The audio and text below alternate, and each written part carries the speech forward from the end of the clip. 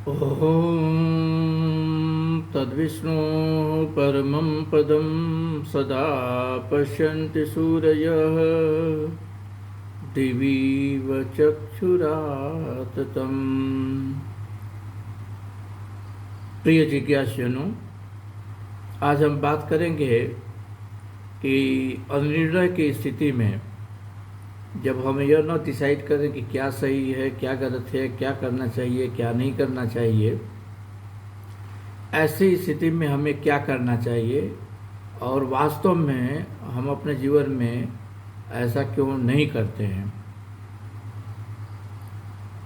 हमारे पास तीन तरह की उत्पन्न होती हैं, हम सभी के जीवन में आती रहती हैं। जो थोड़ा अनिर्णय की स्थिति होती है, असमंजस की स्थिति होती है, इसको यहाँ पर बड़े अच्छे ढंग से दर्शाया गया है। एक वेदवाणी है, अथ यदि ते कर्म विचिकित्सा वा वृत्त विचिकित्सा वा स्यात्। और एक्चुअली एक तीसरा है, आप नीचे देखो, अथ अव्याख्यातेषु। अथ अव्याख्यातेषु जो रेड कलर में दर्शाया गया है, इन तीन शब्दों को आप देखें, कर्म विचिकित्सा वा वृत्त विचिकित्सा वा अथ अव्याख्यातेषु। अथा व्याख्यातेषु को संधि विच्छेद करेंगे तो होगा अथ अव्याख्यातेषु। ये तीनों क्या है? कर्म विचिकित्सा का मतलब कर्म में एक शंका की स्थिति उत्पन्न हो गई है और हम नहीं समझ पा रहे हैं कि हमारा यहाँ पर एक अमुक सिचुएशन में हमारा कर्म क्या है। वृत्त विचिकित्सा का मतलब है यहाँ पर व्यवहार में असमंजस, हमें इस जगह पर कैसा व्यवहार करना चाहिए। व्यवहार की स्थिति में हम असमंजस की स्थिति बनी हुई है। कर्म में असमंजस की स्थिति, आशंका की स्थिति, अनिर्णय की स्थिति, और वृत्त विचिकित्सा में व्यवहार में अनिर्णय की स्थिति। और तीसरा जो हमने बताया अव्याख्यातेषु।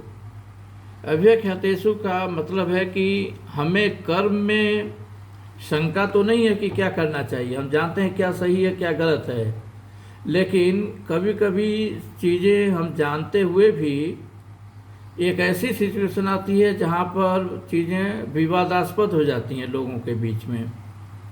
हम जानते हैं कि सही क्या है, लेकिन फिर भी वो विवादास्पद हो गई है दूसरे पक्ष को लेकर के, किसी भी कारण को लेकर के वो विवादास्पद हो गई है। तो ऐसी स्थिति में हमें क्या करना चाहिए? वास्तव में यह प्रश्न हमने उठाया है एक बहुत ही प्रैक्टिकल रीजन से। हम देख रहे हैं कि जो नया जनरेशन है वो थोड़ा पढ़ लिख करके समझता है कि हम बहुत ज़्यादा ज्ञानी बन गए हैं। वो हर चीज़ गलती करके ही सीखना चाहता है। उसका एक कारण यह है कि वो समझता है कि ये जो बड़े बूढ़े लोग हैं ये हमसे अधिक पढ़े लिखे नहीं हैं, हम इनसे ज़्यादा ज्ञानी हैं। वो माता पिता को भी इग्नोर करते हैं, किसी भी और एक्सपीरियंस आदमी को भी इग्नोर करते हैं अपने अहंकार के नाते, और उसके नाते वो बहुत सी गलतियां करते जाते हैं। जैसे बहुत सालों पहले की बात है, एक बच्चा है जिसको जो चाहता है कि वो इंजीनियरिंग पढ़े, और उसकी पढ़ाई को देख करके हम समझ गए कि ये इंजीनियरिंग नहीं कर सकता है। हमने उसको इंजीनियरिंग करने की परामर्श नहीं दिया। उसको बात बुरी लगती है कि नहीं, हमें क्यों नहीं करना है। उसके दिमाग में ये बात है, वो उस व्यक्ति को पता है कि वो किसी भी कंपटीशन को निकाल नहीं सकता, उसको पता है अपना लेवल क्या है, लेकिन उसके दिमाग में बना है बहुत से लोग हैं ना डोनेशन दे करके इंजीनियरिंग करते हैं, तो हम क्यों नहीं कर सकते हैं।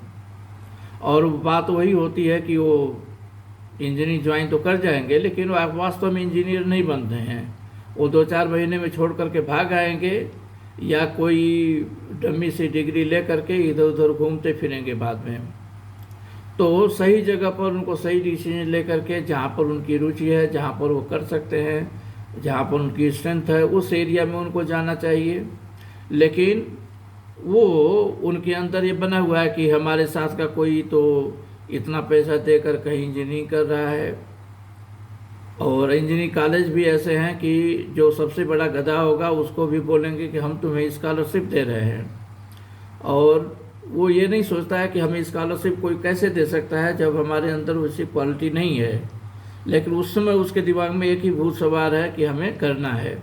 वो माँ बाप के सर पर सवार हो जाता है, और वो लोग किसी न किसी कारण में जानते हुए भी कि हमारा बच्चा ये काम नहीं कर सकता है, सक्सेसफुल नहीं कर सकता, अगर करेगा भी तो ये उसके जीवन में बाद में सही नहीं होगा क्योंकि केवल डिग्री रहेगी, वास्तविक ज्ञान तो होगा नहीं। सब कुछ जानते हुए भी उसके आगे वो झुक जाते हैं, उसके जिद के आगे झुक जाते हैं। राइट, डोनेशन देंगे, कुछ भी करेंगे और उसको करा सकते हैं, लेकिन वास्तव में उस बच्चे के जीवन के लिए आगे यह सबसे अधिक खतरनाक चीज़ होती है, क्योंकि जो वो कर सकता था अपनी स्ट्रेंथ को पहचानने की कोशिश किया उसने, और उस स्थिति में रही कई सालों तक उसने अपना समय जो है एक गलत डायरेक्शन में ले गया। हर व्यक्ति के पास इंजीनियरिंग करने की क्षमता नहीं होते हुए भी किसी दूसरे काम में उसकी दक्षता हो सकती है, लेकिन उसके दिमाग में बना है कि हमारे सारे साथी तो ये कर रहे हैं तो हम क्यों नहीं कर रहे हैं, हमारा बड़ा भाई ये कर रहा है तो हम क्यों नहीं कर रहे हैं, छोटा भाई ये कर रहा है तो हम नहीं कर रहे हैं, हमारे पेरेंट्स उसको सपोर्ट कर रहे हैं, इसको क्यों नहीं, हमें क्यों नहीं सपोर्ट कर रहे हैं। उनके दिमाग में ये सब कबाड़ा चलता रहता है, और जो बातें पेरेंट्स उसको पहले ही जानते थे, बताते हैं, उनको समझने में कई सालों लग जाते हैं, जब तक कि वो सही डायरेक्शन को छोड़ करके गलत डायरेक्शन में बहुत काफ़ी समय व्यतीत कर चुका होता है। तो बेसिकली यहाँ से हमारे दिमाग में बात आई, और हमने देखा कि ये बड़ी अच्छी बात है। तैत्तिरीय उपनिषद का शिक्षावल्ली का ही ये अनुवाक है। तो ये कह रहा है कि अगर कर्म में अनिर्णय की स्थिति हो, हम जानते हैं कि हम ये कर्म कर सकते हैं या नहीं कर सकते हैं, दुविधा की स्थिति हो, या कई बार हमें लगता है कि लोगों के एक सामाजिक प्रेशर है उसके नाते हम करना चाहते हैं, लेकिन हम समझते हैं कि हमें नहीं करना चाहिए, हमारे अंदर ये क्षमता नहीं है, चाहे हमारे अंदर ये इसमें रुचि नहीं है, नेचुरल रुचि नहीं है। वो जानते भी हैं कि हमारी रुचि इस डायरेक्शन में नहीं है, चाहे हमारी क्षमता इस डायरेक्शन में नहीं है, फिर भी किसी सामाजिक प्रेशर में आकर उसको करना चाहते हैं। लेकिन ऐसा करने से वो केवल समय बर्बाद करेंगे और जीवन के कई साल उस डायरेक्शन में चले जाएंगे जिधर उनकी स्ट्रेंथ नहीं है। वो अपनी स्ट्रेंथ को पहचाने तो सही जगह पर कामों को करना चाहिए। और कई बार आचरण में भी हमें आशंका उत्पन्न होती है कि इसके साथ हमें कैसा बर्ताव करना चाहिए, और कई बार सब कुछ हम जानते हैं लेकिन वो एक विवादास्पद विषय किसी न किसी कारण से बन जाता है। तो ऐसे हालत में हमें क्या करना चाहिए? ऐसी हालत में हमें ये नहीं सोचना चाहिए कि हम तो इतना पढ़े लिखे हैं, हम जिनको जानते हैं, जो हमारे पेरेंट्स हैं, बड़े लोग हैं, ये तो उतना ज्ञानी नहीं हैं, लेकिन उनके अंदर जीवन का अनुभव बहुत होता है। दूसरी बात है, आचार विचार में कम से कम वो आपसे श्रेष्ठ हो सकते हैं, उनके अंदर ज्ञान हो सकता है। तो बात यहाँ पर आध्यात्मिक दृष्टिकोण से कही गई है, लेकिन बहुत ही प्रैक्टिकल लाइफ के लिए ही ये अवेलेबल है। तो कह रहे हैं कि अथ यदि ते कर्म भी चिकित्सा व वृत्ति भी चिकित्सा व स्यात्, यदि हमें कर्म में हमें अनिर्णय की स्थिति आ जाती है, या व्यवहार में अनिर्णय की स्थिति आ जाती है, या निर्णय की स्थिति है लेकिन कोई विवादास्पद विषय हो गया, तो हमें क्या करना चाहिए? हालांकि हमारा ईगो इस डायरेक्शन में हमें जाने से मना कर रहा है, फिर भी हमें समझना चाहिए कि हम समय व्यर्थ में बिताएंगे, हम सही ढंग से अपनी एनर्जी को यूज नहीं कर पाएंगे, तो उससे बढ़िया है कि हम सोई एक्सपीरियंस आदमी से इसकी शिक्षा लें, उससे सब सही परामर्श करें। तो ये कह रहा है यहाँ पर, ये तत्र ब्राह्मणा समर्शिन, ऐसे लोग जो अनिर्णय की स्थिति में हैं, उन्होंने ब्राह्मण से रहित संपर्क करना चाहिए, ब्राह्मण से उन्हें रहित इसके बारे में विचार करना चाहिए। कैसे ब्राह्मण से? समर्शिन, ऐसा ब्राह्मण जो बहुत ही विचारवान हो। समर्शिन मतलब बहुत ही विचारवान हो, बहुत बड़ा राइट आचार्यवान हो, शिक्षावान हो, राइट शीलवान हो, ऐसे ब्राह्मण से। यहाँ ब्राह्मण का मतलब किसी जाति से नहीं है, कोई जाति से ब्राह्मण हो गया है तो इसका ये नहीं मतलब कि वो आपको परामर्श दे सकता है। ब्राह्मण का मतलब है, वास्तव में आध्यात्मिक सेंस में जाएंगे तो इसका मतलब है ब्रह्म जानाति इति ब्राह्मण, जो ब्रह्म को जानता है वही ब्राह्मण है। लेकिन इसको हम अपने डे टू डे लाइफ में भी लगाएंगे तो इसका मतलब है कोई बहुत ही रही एक्सपीरियंस रही व्यक्ति, जो युक्ता और आयुक्ता हो। युक्त और आयुक्त का मतलब होता है, युक्त मतलब उस ज्ञान को सम्यक ढंग से वो जानता है, आयुक्त में उसको अपने जीवन में चरितार्थ करता है। कुछ लोग शिक्षा तो देते हैं लेकिन आचरण उसके विरुद्ध करते हैं। तो ऐसा व्यक्ति हमें चाहिए, ऐसा ब्राह्मण चाहिए जो विचारशील हो, जो इन ज्ञान से युक्त हो और इसको अपने आचरण में रहित लाता हो, उसमें लगा हुआ हो, और वो अलुक्षा हो। धर्म काम में वो अलुक्ष हो। अलुक्ष मतलब जो बड़ा ही राइट अच्छे विचार का है, जो रुक्ष नहीं है, जो कठोर नहीं है, बड़ा ही राइट प्रेमी भाव से रहता है, लोगों के प्रति उसकी राइट एक अच्छा प्रेम की भावना है। वो दिल से चाहता है, मन से चाहता है कि हम लोगों को सही बातें बताएं। कुछ लोग ऐसे होते हैं कि किसी बात में दक्ष तो होते हैं लेकिन अपनी दक्षता को लोगों को बताना नहीं चाहते हैं, राइट। इस बात से उनके अंदर एक ईगो होता है कि ये हमारी बात को लेकर के कुछ अच्छा कर जाएगा, आगे बढ़ जाएगा, एक ईर्ष्या वाली बात होती है। नहीं, ऐसा आदमी जो बहुत ही प्रेमी हो, जो जानता हो कि हमसे किसी को अगर कुछ मिलता है तो हमें ज़रूर देना चाहिए।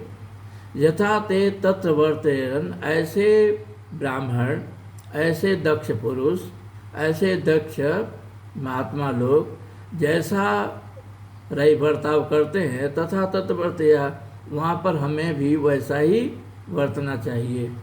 तो जब हमें असमंजस की स्थिति हो, कर्म में, व्यवहार में, या कोई विवादास्पद स्थिति हो, तो उस समय हमें संपर्क करना चाहिए ऐसे ब्राह्मण से या ऐसे विद्वान पुरुष से, ऐसे एक्सपीरियंस व्यक्ति से जो सही आचरण में लगा हो, आचार्यवान हो, और वो सबके प्रति प्रेम की भावना रखता हो, मन से सबकी शुभकामना करने वाला हो। तो ऐसे व्यक्ति से हमें संपर्क करना चाहिए, उससे हमें निर्णय लेना चाहिए। और ये बता रहे हैं कि ये आदेश है, यही वेदों का आदेश है, ये उपदेश है, यही वेदों का उपदेश है, ऐसा वेदोपनिषद यही वेदों का सार तत्व है, राइट। एतद अनुशासनम, यही वेदों का अनुशासन भी है। तो हम सभी लोगों को राइट, जब भी अनिर्णय की स्थिति हो, विचार में, व्यवहार में, कर्म में, या राइट किसी विवादास्पद स्थिति हो, तो हमें अपना अहंकार छोड़ करके हमें देखना चाहिए कौन हमारे आसपास बहुत एक्सपीरियंस आदमी है, कौन ब्राह्मण है, कौन हमारा दिल से हित चाहता है, कभी हमारे लिए गलत एडवाइस नहीं करेगा। तो ऐसे व्यक्ति से संपर्क करना चाहिए और उससे शिक्षा ले करके आगे अपने जीवन में राइट आशंका को दूर करके कर्म में, आचरण में राइट नीत राइट अपने को करना चाहिए। इन्हीं बातों के साथ इस क्लास का यही विराम देते हैं। ओम तत्सत।